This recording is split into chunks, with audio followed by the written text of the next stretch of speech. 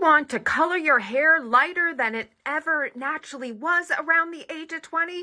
Ooh, abort that mission. Seriously though, I will always say wear what you love, but fashion styling and color analysis sometimes conflict with each other. So color analysis is about the checks of color analysis, about seeing you first and all eyes are on you and your skin appearing vibrant, sparkly, etc. Whereas fashion styling sometimes is about being something, showcasing, trends and being overwhelmed by things so that they're the focus, perhaps. Different concepts for sure.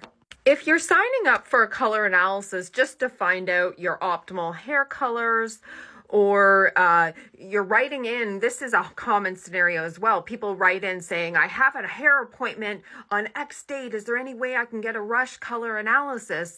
And I don't like to rush color analysis. So unfortunately, I don't offer a rushed service. And then I also have people who receive color analysis results and then sign up for the post Zoom call who only want to talk about their hair color. Totally cool. But if you want to save yourself some bunch of time and money, I would just pull out a picture of you around the age of 20 with your natural hair color and bring that as a reference to your hairstylist. Because I've never told anyone in my color analysis career to make their hair lighter than what their natural hair color ever was post-puberty. I'm focusing on lightening your hair because I find that that is the most talked about topic with hair colors. People want to go lighter than what they ever naturally were. I'm just going to pause here and address comments that come up when I post these sorts of videos that say, I've been coloring my hair so long, I don't know what my post-puberty natural hair color ever was. But usually people have pictures of their roots growing out. I would just look at those. I also have found for years that a hot topic on the internet is finding out your skin undertone before color analysis came, trendy again. And it's always puzzled me why everybody's so hot on finding out their skin undertone, because that's only one dimension of color. There's value, which is light, dark, somewhere in between, and intensity, bright, soft, somewhere in between. And so even if, say, you thought you were a cool undertone and had been coloring your hair a cool undertone for many years, let's say a cool blonde, and got a warm color analysis result, just simply flipping to a warm blonde doesn't address value and intensity. I also find I meet with people who receive a deeper palette result, like deep winter, deep autumn, perhaps true winter, true autumn, somewhere in that range, and their hair color naturally post-puberty was always in the medium to deep value range.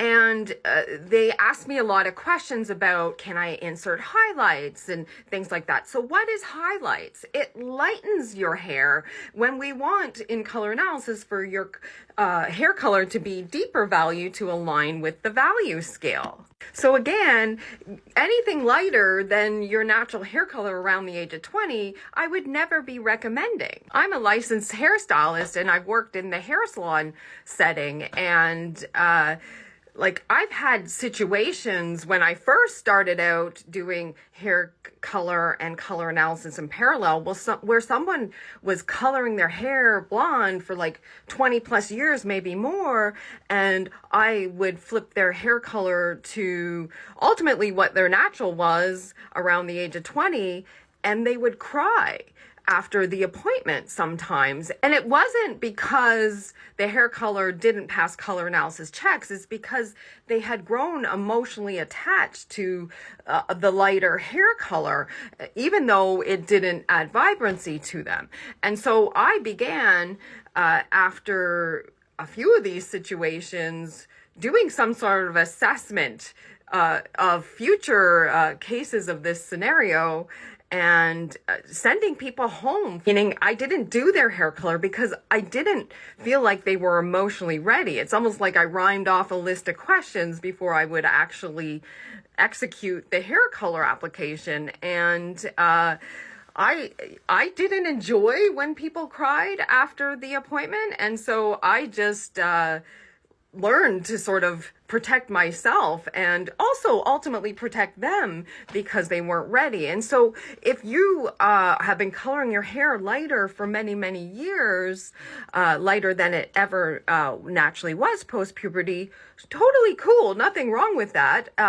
And, be you and wear what you love. Absolutely. But perhaps before you go to the salon, when you get a color analysis result, is to do a personal assessment on whether you're even ready to move to a hair color aligned to your palette result. I've even had situations in the past, this is many years ago, where husbands would call the hair salon after wives returned home, changing their hair color closer to their natural, and the husbands would be angry. A lot of it had nothing to do with color analysis. Like some was cultural. I've been babbling and babbling just to say, save your money if you are looking to get a color analysis done to find out your best hair color, because you have it today, likely. Go through your photo album and bring a picture of yourself around the age of 20 to your hairstylist and tell them to match to that. So just a couple caveats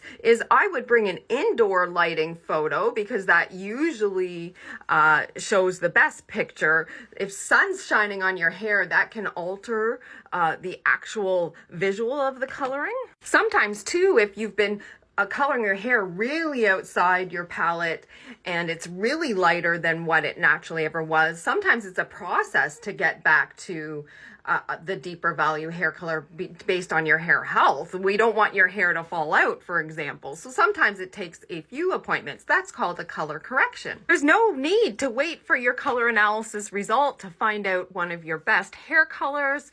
It's literally sitting in your pictures, your personal pictures, that is, and really assess too if you're ready to go back there to your natural hair color range before you actually go there. Because tears aren't fun, but sometimes they could be a release and bringing you on to more sparkly things.